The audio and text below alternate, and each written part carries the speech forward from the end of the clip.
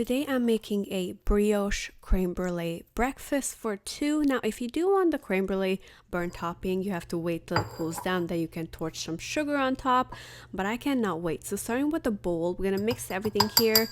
A little bit of vanilla and yogurt. I'm using Chobani yogurt, vanilla flavored, and it already has sugar in it. Therefore, I'm not adding sugar. But if using just plain yogurt, you do want to add a little bit of sugar depending on your taste. The brioche is already sweet, so it was perfect sweetness for me. And one egg. Look at that beautiful yellow yolk. So you just mix it till it's done. A baking sheet. This is perfect for two, but if you like a big breakfast, maybe it's just for one. I got brioche bread, these little ones, and it's perfect. Two of these for this baking dish, so two was enough. And just rip it apart, place it in, and we're gonna pour all the goodness on top.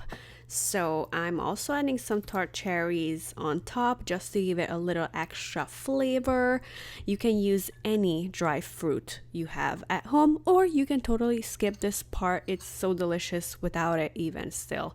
And then just pour all of this goodness on top, and this is basically gonna turn into crème brûlée after baking. We're gonna preheat the oven to 350 for 50 minutes. I'm using the little oven, so 15 minutes is enough for it. If you have like a bigger oven, maybe you'll need a little bit more than 50 minutes, but it should be done. And look how easy this recipe was, and so delicious and so filling. Enjoy.